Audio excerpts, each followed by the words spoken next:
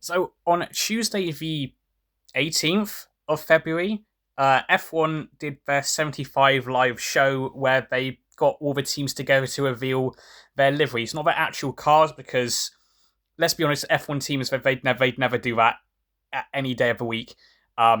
So we got all the liveries, and we're going to rank them today, as I have done for the past 4 years now. God, that's gone really quickly when I think about it. Um, but before we do so, I want to give my brief overview on the F1 live event. So if you want to skip like a minute or two into this video to see my rankings start, go straight ahead if you don't want to listen to me waffle about this event. Now, when I heard this was going on, I wasn't a big fan of it because I kind of liked I've always liked on a certain day, like a team, or in February, a team releases this, and then a few days later, another team releases. It's kind of like Formula One's advent calendar. Do you know what I mean? It's like, obviously we have an advent calendar for Christmas. This is like our advent calendar to the beginning of the season. So yeah, I was a bit apprehensive at first, and then obviously we had like a load of like musicians and all that who, apart from was it Take That, I didn't know the rest of them. Also Brian Taylor or Tyler, who made the F1 theme. Um, those are the only two I actually knew. I didn't know any other one. And also when I heard that Jack Whitehall was going to be hosting the event, I was a little bit not because like I don't like Jack Whitehall. I think I'd know him for like Bad Education and Would I Lie to You in the UK because he's a UK comedian. I wasn't mad about that. I think I was a little bit concerned that it was going to be like really watered down humor and it's not going to be very funny. And I know humor is subjective, obviously, but I'm not a fan of like comedians when they have to water down their jokes. Thankfully, we didn't get that with Jack Whitehall.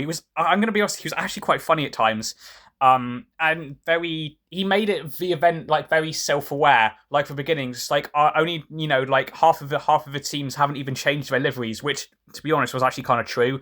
And just a load of other jokes because another thing with comedians as well, like if they're gonna do an event like this, they have to go after everyone, which they did. And also I do think that Jack Whitehall and Gordon Ramsay are on VFI's hit list for swearing. If you know, you know. But yeah, overall, it definitely my expectations for this event were really really low because I thought this was going to be very like glitzy and glamorous and not F1. I'm kind of old school when it comes to F1 because I've been watching it since like 2004 when I was like 5 years old. So I'm very old school when it comes to like what I like in F1 and my opinions on F1 are very old school. But this did have, but I'm not saying like this event was bad. Like to be fair, for like 2.5 hours, it flew by. Granted, like halfway through it, I actually did boot up Bloons Tower Defense 6 and only stopped playing that when the liveries were on screen. So now we're going to talk about the liveries. So I would give the event 6.5, 7 out of 10. Like it was fine. I would also, mad respect to a load of a crowd for booing when Laura Winter, God bless her. Like it wasn't aimed at her when she mentioned the FIA. It was directly aimed at the FIA. When she had to talk about the FIA and like safety and all that, it was only for a little bit, but obviously everyone started booing when the FIA like logo came on the screen at the arena. So yeah, but enough about the event. We're going to move on to the livery. So I'm going to shrink my webcam as it gets rid of half of it. But whilst I get that back, as you can see, my first livery coming in at number 10 as my least favourite livery is the Sauber.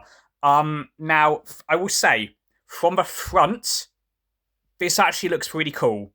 And I got kind of excited.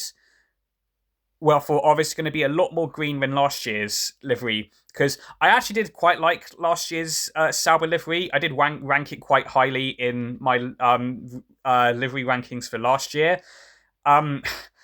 However, the way they finished the green off, it's like they were spray painting the car, and they ran out of paint and they ran out of money, and they just said, "Oh, we'll just leave the rest of it like that."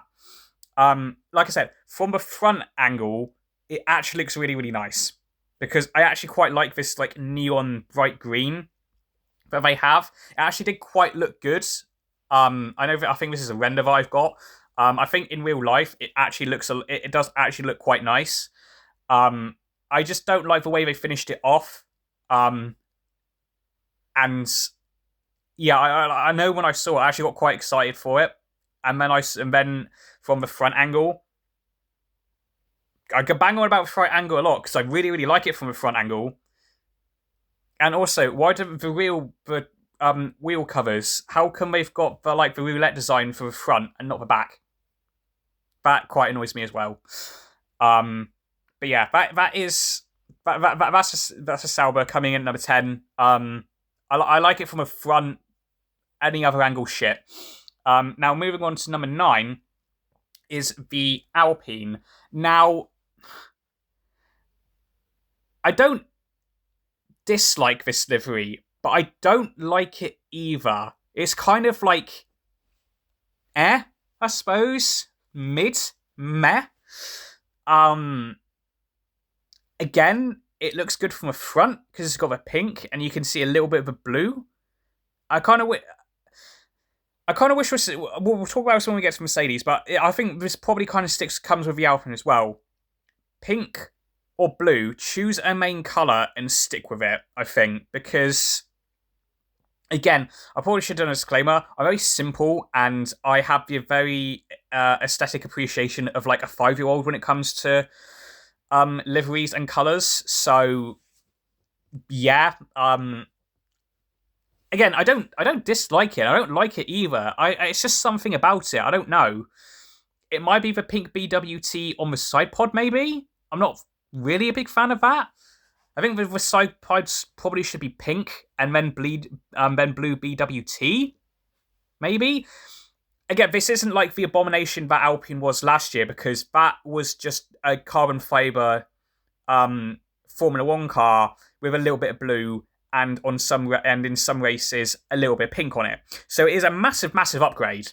It is a massive upgrade from last year. But again, I just prefer the other liveries. I'm sorry, I just do. Moving into number 8 is Mercedes. Now, again, same thing with Alpine. Black or silver, pick one and stick with it, and just have the grey or black accents depending on which main colour you do. Because, again, this looks very, very nice from the front. I think this angle does a little bit of injustice because it actually doesn't look that bad from this angle, to be fair. But I'd really like them just to stick with one colour. Like, black or silver, please. Just, Mercedes, make your mind up, because they're never going to fucking watch this video. But yeah, I like the silver airbox. That's quite cool. Apart from that, I just don't know what it is. I just don't like it. It's just similar to last year's livery, but I wasn't a big fan of last year's livery either. This is probably why it's so low on the list. So we're just going to move on to the next one, number 7, and that is the Aston Martin. Tad bit of a downgrade. I actually got a little bit excited in like their promo James Bond-esque teaser where they had the white. I saw the white on top of the airbox, and I thought, oh, if they can add a little bit of white to this, that'd be quite nice. But it's just the airbox. Again, I'm a simple creature. I do. If a livery is very basic, it can be very good. And I think, again, they're not going to do. Aston Martin are never going to go away from the green. It is part of their brand. It is British. Well, not exactly British racing green, but it's not far off. Also, I think this is matte paint this time around and not glossy. So I actually quite like that change a little bit as well. Little bit more black on the side pods, which I actually kind of liked it last year, where they had black on the side pods from a bird's eye view, so top down. I didn't mind that, but yeah. Again, it's got the yellow pinstripe. They've actually got another one this time, just on the top of the side pod there, as you can see there. That's just above the Aramco and the Valvoline. I do wish we get a Valvoline livery. That'd be quite cool because that'd probably be like blue, white, or maybe silver or silver slash grey blue, like they do in NASCAR. That'd be quite cool. But yeah, I think this is going to be just one of those classic liveries where it doesn't change. I know people bang on about liveries not changing, but we had the JPS Lotus for like 12 years or something like that. And the Marlboro McLaren, that went on until that started in like, or just like white and red McLaren started in like 74, and they went on until like 95. So again, I know people like change, or don't like change, but in terms of F1 liveries, people do like change.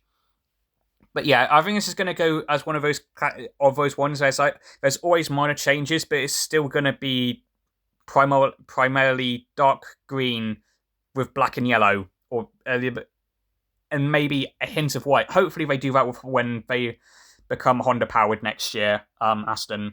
But yeah, so that's Aston Martin coming in at like 1, 10, 9, 8, 7. I can't count.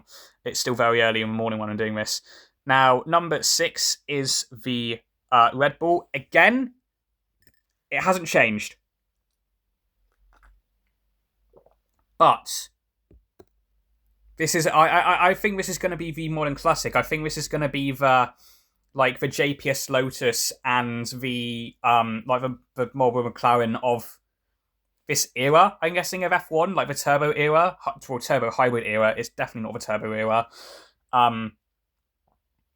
Yeah, look, I don't think there's a lot to say really about Red Bull. This has been like their kind of livery for like 2016, 17. They've always gone with this kind of design. Not to say that it's bad, it's up this high for a reason. Just, the other liveries are just like more. Not really much to say about the Red Bull because it's basically the exact same, but it is still, in my opinion, a very good livery. Now, number 5, slap bang in the middle is McLaren. You know what? Last year I was so happy they finally ditched the blue because that just clashed far too much. I do have that 2023 McLaren F1 car in Lego form, but it's in my box now in storage. But yeah, the little like MasterCard symbol on the front wing kind of bugs me. I don't know why. It just doesn't feel right. Maybe on like the the nose cone or the on top of the airbox, or maybe on the rear wing. Actually, the rear wing would be a good place for that. But I imagine their sponsor on the rear wing there might have something to say about that. But yeah, I think this is probably going to be what we're going to see from McLaren for a good few years now, orange and black, which isn't a bad combination. I do like the arrows when they were sponsored by the orange phone company. Like, they were good orange and black color schemes in terms of F1 liveries. So I'm not too mad at this livery. I just prefer the other ones, which is basically what this video is boiling down to when you really think about it. Now, number 4 is the Williams. Now, first of all, I think this was probably my favorite car reveal of the launch in general, because this came out to What's Up Danger from Into the Spider-Verse, which fitted so well. As I knock over a hanger that was on my floor. Now, is this the same as last year's?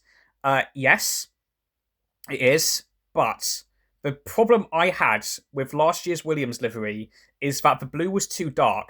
So now they've got like a better gradient of it, especially at the back. I don't know if it's because of the lighting and this photo that I got of it, but it's got a better gradient shading.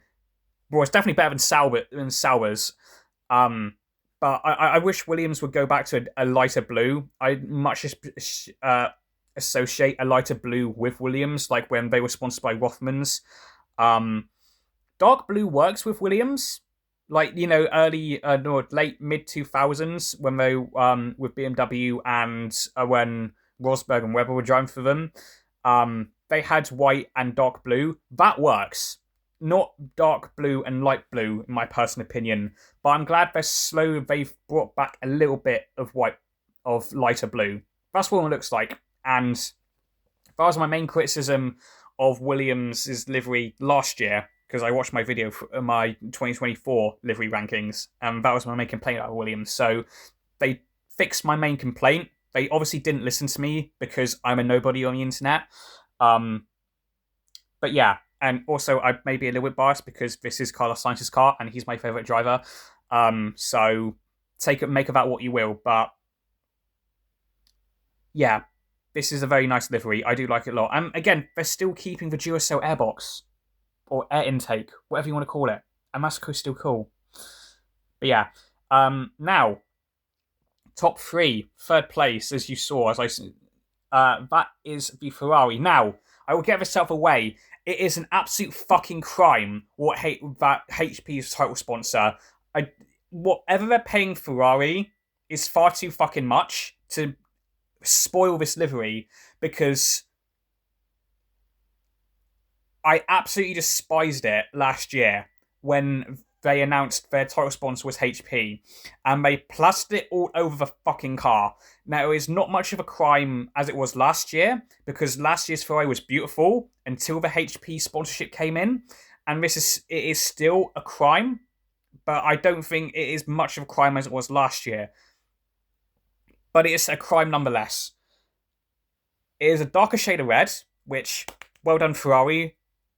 They've gone back. I want to say it's the same colour as their 2022 car, and that 2022 car, beautiful. That was beautiful, that 22 car. But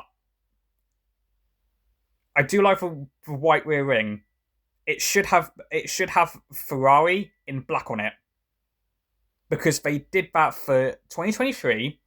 They did it for 24 until they brought in HP. But I do like the white on the rear wing. But what I really, really like about this livery, because I'm a Michael Schumacher fan, is that white right there. That is so similar to when Michael Schumacher was driving his car, or just like those early 2000s and late 90s Ferraris, where they just had that little bit of white on top of the engine cover, and they've got that. That is really, really nice. Again, it is such a shame that HP are the title sponsor for this, and they're paying obviously Ferrari a lot of money to be on this car. But it's still again, if HP were just off this car would probably move up one spot. Maybe not first, because I really like a certain car this year. But yeah, I'm glad they've gone back to the darker red. I really, really am. Very 90s. I absolutely love it. It's just a shame about HP sponsorship, and also that white on their engine cover. It is very, very nice. It is a nice car for Hamilton to drive. It's a nice Ferrari for Hamilton to drive, and Leclerc. But obviously Hamilton's the main talking point this year, because he's going to Ferrari. Well, he already is at Ferrari. No, number 2 is for Haas. This is an example. I took this out on Twitter because I tweeted out my first thoughts when I saw all these liveries. This is an example of just tweaking a few things, and this livery just makes it that much better, because they've added a lot more black, which is fine. I think that them extending the black on the nose cone is a great touch. But my favourite thing about this livery, and why I love it so much, is Haas in black on the side pod. That is beautiful. It's so much better than the red, in my opinion. I absolutely fucking love it. And the main reason why this thing is at number 2 is Haas on the side pod in black, and just a couple of tweaks, and this Haas is beautiful. I absolutely love it. I don't really have much more to say.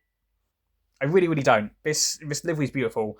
Now, moving on to number 1, I think this is general consensus. This is the nicest livery on the grid. And that is the Visa Cash App debit. Spend all your money, whatever your name is, V Carb F1 team. It's a white Red Bull, and everyone loved the 2021 white Red Bull during the Turkish Grand Prix of that year. The only thing I would change on this car is get rid of all those balls on the rear end. Just cut it off and make it just a diagonal stoppage of the blue. And this, I really love this livery. And I do think general consensus is it's probably the best one. I think this is the reaction that got the most out of people. I know Isaac Hajar. There's a nice photo of him taken when they were unveiling the car, and it's him just like in awe of it. That is so good. Yeah, again, white, it is simple. The only white and blue, a beautiful combination. If only they could change the Red Bull logo to be like blue. That would be. I think it's like those two things I would change is make the Red Bull logo blue and get rid of all those rid of all those blue balls and just a diagonal line just to change it. That is all I would change from this livery. I think it is that good. So that is going to be it for this video. Hopefully you enjoyed it. If you like this video, feel free to like it. Disliked it if you disliked it. And if you like this video, check out some of my other content. I occasionally do Formula 1 videos, but my main gimmick is MCOC on this channel, Marvel Contest of Champions. So if that floats your boat, check out some of my other content. And if you like my other content, make sure you turn that red subscribe button to grey, and I shall see you all in the next video. Goodbye.